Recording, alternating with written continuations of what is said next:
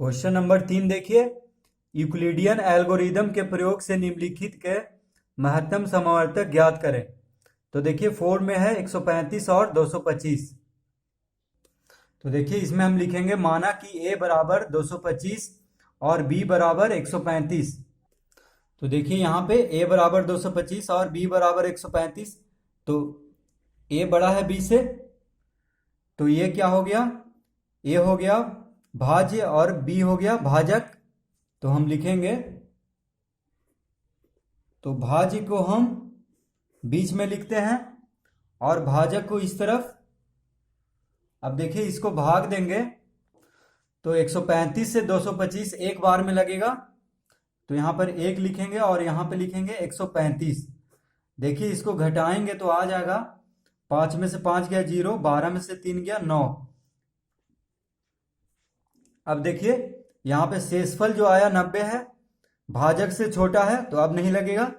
तो अब क्या करेंगे, जो शेषफल है उसको हम भाजक बना लेंगे और जो भाजक है यहाँ पे उसको भाज्य बना लेंगे। तो यहाँ पे लिख देंगे 135।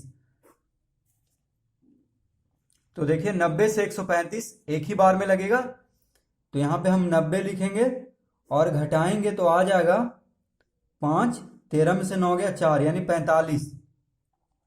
तो देखिए 45 जो शेषफल आया है वो भाजक से छोटा है, तो अब क्या करेंगे, इसको हम भाजक बना लेंगे और जो भाजक है यहाँ पे इसके पहले वाला उसको हम भाज्य बना लेंगे। तो यहाँ पे 90 लिखेंगे। तो देखिए 45 दूनी होता है 90, तो हम यहाँ पे लिख करके और देखिए इसको घटाएंगे तो कितना आ जाएगा, 90 में से 90 गया 0, तो शेषफल 0 आ गया है। तो अब ये प्रक्रिया हम समाप्त कर देंगे। तो इसका महत्तम समावर्तक कितना हो गया, 45। जो भी भाजक शेषफल को 0 ला दे वो भाजक को क्या कहते हैं, महत्तम समावर्तक। तो 135 और 225 का महत्तम समावर्तक क्या हो जाएगा, 45। तो यहां पे हम लिखेंगे, तो देखिए लिखेंगे यूक्लिड का भाग लेमा के बार बार प्रयोग से हम पाते हैं। तो देखिए यूक्लिड का भाग लेमा या भाग एल्गोरिदम या यूक्लिडियन एल्गोरिदम क्या है। तो देखिए a बराबर बी क्यू प्लस आर, यानी भाज्य बराबर भाजक गुने भागफल प्लस शेषफल। तो यहाँ पे देखिए क्या कहता है यूक्लिड का भाग लेमा, कि जो शेषफल होना चाहिए वो भाजक से छोटा होना चाहिए। ठीक है, शेषफल हमेशा ही भाजक से छोटा होता है, तभी उसको शेषफल कहते हैं। और शेषफल जो होगा या तो 0 होना चाहिए या 0 से बड़ा। तो यहाँ पे देखिए शेषफल 0 से बड़ा है, अंत में देखिए 0 आ गया है शेषफल, लेकिन भाजक से हमेशा छोटा है। देखिए यहाँ पे भाजक से छोटा है, फिर यहाँ पे भी भाजक से छोटा है और यहाँ पे 0 आ गया है। तो इस तरह यहाँ पे हम लिखेंगे यूक्लिड का भाग लेमा के बार बार प्रयोग से हम पाते हैं क्या है। देखिए ए क्या था, 225। तो यहाँ पे हम लिखेंगे 225 बराबर ए बराबर बी क्यू, यानी भाजक गुने भागफल। तो यहाँ पे देखिए भाजक था 135, तो यहाँ पे लिखेंगे 135 गुना भागफल था 1, तो 1 लिखेंगे प्लस आर। देखिए बी क्यू हो गया यहाँ पे प्लस आर, यानी प्लस शेषफल कितना आया था शुरू में, देखिए 90, तो यहाँ पे हम 90 लिख देंगे। ठीक है, उसके बाद देखिए दूसरा बार जो भागा किए थे उसमें भाज्य कौन है, 135, तो हम यहाँ पे 135 लिखेंगे बराबर, यहाँ पे हो गया भाजक, तो भाजक यहाँ पे कौन है 90, तो यहाँ पे हम 90 लिखेंगे गुना भाजक गुने भागफल। तो यहाँ पे हम गुना देंगे, भागफल हो गया 1 प्लस शेषफल हो गया 45। ठीक है, तो इस तरह हम यहां पे लिखेंगे। और देखिए एक और 3 बार भाग दिए थे, तो अब इसका भी हम लिखेंगे। तो देखिए इसमें 90 हो गया भाज्य, तो यहां पे लिखेंगे 90 बराबर भाजक हो गया 45, तो यहां पे हम लिखेंगे 45 गुना भागफल हो गया 2 और शेषफल हो गया 0। तो देखिए जो भाजक 0 ला दे शेषफल को वो भाजक क्या होता है, महत्तम समावर्तक। तो हम देखिए 45 यहाँ पे 0 लाया है भाजक, तो इसको हम ऐसे गोल कर देंगे, यानी यही होगा महत्तम समावर्तक। तो यहाँ पे हम लिख देंगे अतः महत्तम समावर्तक 135, 225 का निकालना था, बराबर क्या आ गया है 45। तो इस तरह यूक्लिड का भाग लेमा या भाग एल्गोरिदम के प्रयोग से हम निकाल देंगे उसका महत्तम समावर्तक। ठीक है, तो ये 45 इसका आंसर हो जाएगा। तो देखिए 5 में है 12,576 और 4,052, तो इन दोनों का महत्तम समावर्तक निकालना है यूक्लिडियन एल्गोरिदम के प्रयोग से। तो देखिए हम लिखेंगे, माना कि a बराबर 12,576 और b बराबर 4,052। तो देखिए 12,576 बड़ा है इससे, ठीक है, तो a क्या होगा, बड़ा हो जाएगा b से, a बड़ा है b से, तो a भाज्य हो जाएगा और b हो जाएगा भाजक। तो यहाँ पे हम लिखेंगे 12,576 भाजक, देखिए बीच में ही रहता है, और इधर लिख देंगे 4,052। अब देखिए इसको भाग देंगे, तो देखिए 4,052 से ये इसको लगाएंगे तो लगेगा, देखिए 3 बार में, देखिए 4 अंक तो लगेगा नहीं, 1,257, क्योंकि यहाँ पे 4,052 है, तो ये पूरा लगाएंगे 12,576, तो कितना बार में लगेगा, 3 बार में। कितना आएगा देखिए 12,156। तो देखिए इसको घटाएंगे तो 6 में से 6 गया 0, 7 में से 5 गया 2, 5 में से 1 गया 4। अब देखिए इधर 0 हो गया, तो इसको नहीं लिखेंगे 0। अब यहाँ पे देखिए ये जो शेषफल है वो भाजक से कम है, तो अब नहीं लगेगा। तो अब क्या करेंगे, इस शेषफल को हम भाजक बना लेंगे, और जो यहाँ पे भाजक था उसको भाज्य बना लेंगे। इस तरह से करेंगे। यहाँ पे देखिए 4,052 को अब यहाँ पे लिखेंगे, क्योंकि तब तक लगाना है जब तक कि शेषफल 0 ना आ जाए, तभी इसका आंसर आएगा। तो 420 से अब 4,052 को कितना बार में लगाएंगे, 9 बार में। तो यहाँ लिखेंगे 3,780। तो देखिए अब इसको हम घटाएंगे तो 2, 15 में से 8 गया 7, ये हो गया 9, 9 में से 7 गया 2, यहाँ पे 0 आएगा। तो अब देखिए फिर शेषफल जो है भाजक से छोटा हो गया है, तो अब क्या करेंगे, 272 से लगाएंगे किसको, इसको हम भाजक बना लेंगे, और 420 को भाज्य। तो यहाँ पे हम 420 लिखेंगे। तो देखिए 272 से अब 420 कितना बार में लगाएंगे, 1 बार में लगेगा। तो यहाँ पे हम लिखेंगे 272, घटाएंगे इसको तो आ जाएगा 10 में से 2 गया 8, 11 में से 7 गया 4, 3 में से 2 गया 1, तो 148। देखिए शेषफल जो है भाजक से छोटा है, तो अब क्या करेंगे, इसको हम भाजक बना लेंगे, और जो भाज्य था जो भाजक था उसको भाज्य बना लेंगे यहाँ पे, और जो शेषफल था उसको भाजक बना लेंगे। तो 148 से 272 कितना बार में लगेगा, देखिए इसको भी हम एक ही बार में लगाएंगे। तो यहाँ पे लिखेंगे 148, घटाएंगे तो 12 में से 8 गया 4, 6 में से 4 गया 2, 2 में से 1 गया 1, 124 आ गया। अब देखिए 124 जो शेषफल है वो भाजक से छोटा है, तो 124 से अब हम 148 को भाग देंगे। तो देखिए पेज खत्म हो गया, तो हम यहाँ पे लिखते हैं 124 से हम किसको भागा देंगे, 148 को। तो यहाँ पे लिखेंगे, यानी 124 क्या बन जाएगा, भाजक, जो शेषफल है वो भाजक बन जाएगा, और जो भाजक है वो भाज्य बन जाएगा। तो 124 से 148 कितना बार में लगाएंगे, देखिए 1 बार में लगेगा। तो यहाँ पे लिखेंगे 124, घटाएंगे इसको तो 8 में से 4 गया 4, 4 में से 2 गया 2, 24 आ जाएगा। तो अब देखिए 24 जो है शेषफल जो है भाजक से छोटा हो गया, तो अब शेषफल को हम भाजक बना लेंगे, और जो भाजक है उसको भाज्य बना लेंगे। यहाँ पे लिखेंगे 124। तो देखिए कितना बार में लगेगा, 24 बचे होता है 120। तो कितना आ जाएगा, देखिए 4, घटाएंगे तो 4 ही आएगा, 124 में से 120 जाएगा तो 4। अब 4 जो शेषफल है वो भाजक से छोटा हो गया, तो अब इसको हम भाजक बना लेंगे, और 24 को भाज्य। तो यहाँ पे 24 लिखेंगे, कितना बार में कट जाएगा, देखिए 4 छक 24, यहाँ यानी इसको घटाएंगे तो कितना आ जाएगा, 0।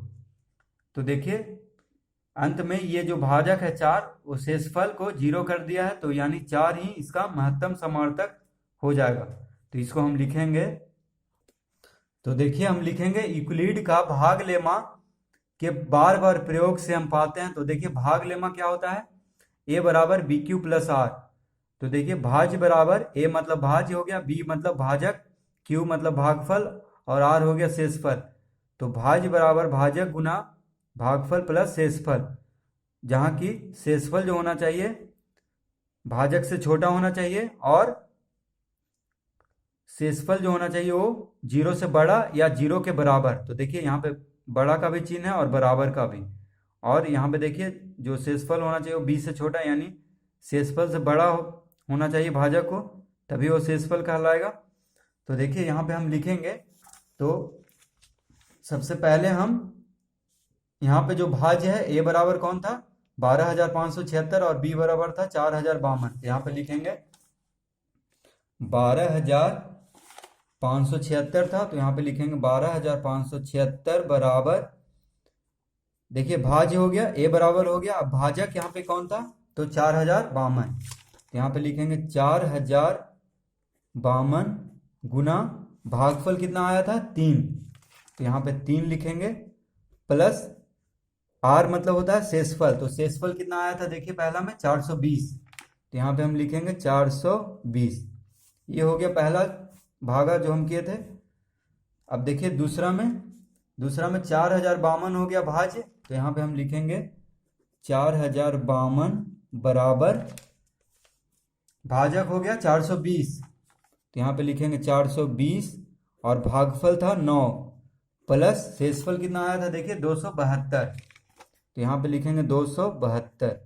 इसके बाद तीसरा में हम जो भागा किए थे उसमें 420 हो जाएगा भाज्य, तो यहाँ पे लिखेंगे 420 बराबर 272 भाजक, तो यहाँ पे हम लिखेंगे 272 गुना एक है, देखिए एक है भागफल, तो यहाँ पे एक लिखेंगे गुना में एक प्लस शेषफल कितना आया था 148, तो हम यहाँ पे लिखेंगे 148।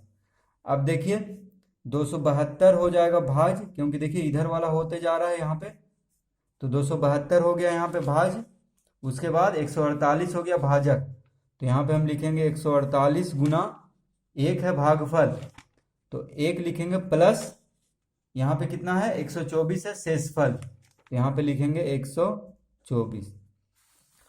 अब देखिए इसके आगे, अब 148 हो गया भाज्य, तो यहाँ पे लिखेंगे 148 बराबर, तो यहाँ पे भाजक कौन था 124, तो यहाँ पे लिखेंगे 124 गुना भागफल कितना था 1, तो यहाँ पे 1 लिखेंगे प्लस शेषफल कितना आया था 24, तो यहाँ पे 24 लिखेंगे।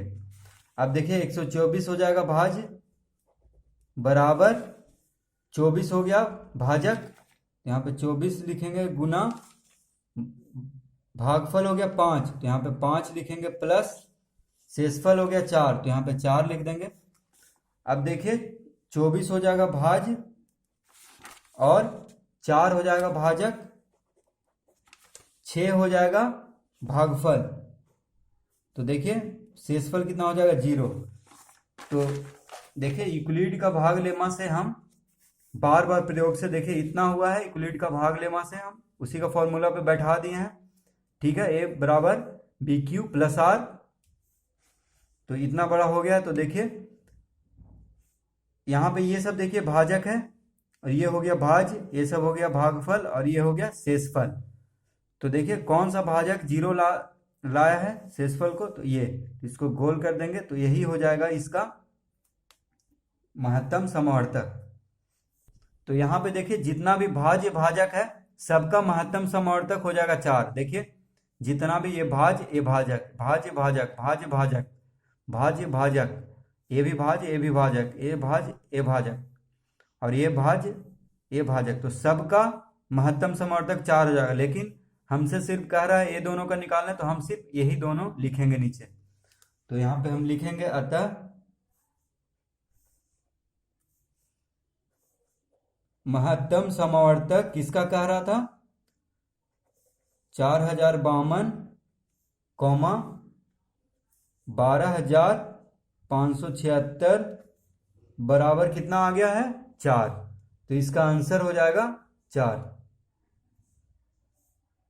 तो तो देखिए 6 में है 455 और 42, तो हम यहाँ पे लिखेंगे माना कि a बराबर 455 और b बराबर 42। तो देखिए जो बड़ा है उसको a बराबर मान लेंगे और जो छोटा है b। तो यहाँ पे देखिए a बड़ा है b से, तो यहाँ पे जो बड़ा है उसको हम बीच में लिखेंगे, इसको भाज्य बना देंगे, और जो छोटा है उसको भाजक, यहाँ पे लिखेंगे 42। अब इसको हम भागा देंगे तो देखिए कितना बार में लगेगा, पहले तो एक बार में लगेगा, 42 से 45 एक बार में, तो यहाँ पे लिखेंगे 42, घटाएंगे तो 5 में से 2 गया 3, ठीक है। और अब देखिए 5 में से 2 गया 3, 4 में 4 गया 0, तो 0 नहीं लिखेंगे। अब यहाँ पे 5 उतारेंगे क्योंकि 3 जो आया है वो छोटा है इससे 42 से, तो नहीं लगेगा, तो यहाँ पे 5 आएगा। तो देखिए 5 उतारने पे भी 42 से छोटा है, तो क्या करेंगे, यहाँ पे नहीं लगेगा तो यहाँ पे 0 दे देंगे, ठीक है। अब देखिए शेषफल है ये 35 जो कि भाजक से छोटा है, तो जो शेषफल है उसको हम भाजक बना देंगे और जो भाजक है उसको भाज्य, यानी 42 को अब हम भागा देंगे 35 से।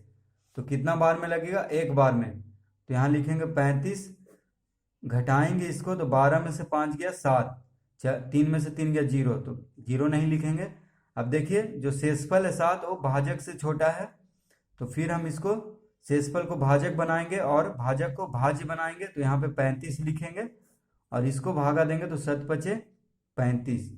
तो देखिए इसको हम घटाएंगे तो कितना आ गया, 0, 0 आ गया। तो देखिए कौन सा भाजक 0 लाया है शेषफल, तो 7 लाया है, तो 7 ही इसका महत्तम समवर्तक हो जाएगा। तो हम इसको लिखेंगे, तो यहाँ पे लिखेंगे हम यूक्लिड का भाग लेमा के बार बार प्रयोग से हम पाते हैं। तो देखिए भाग लेमा क्या होता है, a बराबर बी क्यू प्लस आर, तो a क्या हुआ भाज्य, b हो गया भाजक, q हो गया भागफल और r हो गया शेषफल। तो भाज्य बराबर भाजक गुने भागफल प्लस शेषफल, जहाँ की जो शेषफल होना चाहिए भाजक से छोटा, तो देखिए शेषफल से भाजक बड़ा होना चाहिए, यानी भाज्य शेषफल जो है भाजक से छोटा होना चाहिए और 0 से बराबर भी होना चाहिए और बड़ा भी होना चाहिए, ठीक है। या तो शेषफल 0 से बड़ा हो जाएगा या 0 के बराबर आ जाएगा। तो इस तरह यहाँ पे चिन्ह दिया हुआ है, तो देखिए इसको हम लिखेंगे। तो देखिए यहाँ पे भाज्य था 455, भाजक था 42 और भागफल है 10, शेषफल है 35। तो इसको हम लिखेंगे फॉर यूक्लिड का भाग लेमा पे बैठा के, तो a बराबर कितना है 455, तो यहाँ पे लिखेंगे 455 बराबर b, यानी भाजक कितना था 42, तो यहाँ पे लिखेंगे 42 गुना भागफल है 10, तो हम यहाँ पे 10 लिखेंगे, प्लस शेषफल कितना आया था तो 35, तो यहाँ पे हम 35 लिखेंगे। अब देखिए जो भाजक था वो भाज्य बन गया था, तो यहाँ पे 42 लिखेंगे, ठीक है। और जो शेषफल था वो क्या बन जाता है भाजक, तो यहाँ पे क्या लिखेंगे हम 35, ठीक है, गुना अब भागफल क्या आया था 1, तो यहाँ पे हम 1 लिखेंगे, प्लस शेषफल क्या आया था 7, तो हम यहाँ पे 7 लिखेंगे। अब देखिए भाजक है 35, तो यहाँ पे क्या बन जाएगा भाज्य, तो 35 बराबर, और जो शेषफल आया है वो क्या बन जाएगा भाजक, तो यहाँ पे 7 लिखेंगे, गुना कितना आया था भागफल 5, 7 पचे 35 होता है, प्लस शेषफल हो गया 0। तो देखिए कौन सा भाजक 0 लाया है, तो ये 7, इसको इस तरह से हम गोल कर देंगे और यहाँ पे लिखेंगे अतः महत्तम समवर्तक किसका किसका 455, 42 बराबर कितना आ गया 7। तो इसका आंसर हो गया, देखिए आंसर हो गया इसका 7। तो जितना भी यहाँ पे भाज्य और भाजक है सबका महत्तम समवर्तक 7 आएगा। जैसे देखिए 42 और 35 का भी 7 आएगा महत्तम समवर्तक, और 35 और 7 का भी महत्तम समवर्तक 7 आएगा, ठीक है। लेकिन हमसे सिर्फ इसका पूछा है तो उसी का हम सिर्फ यहाँ पे लिखेंगे।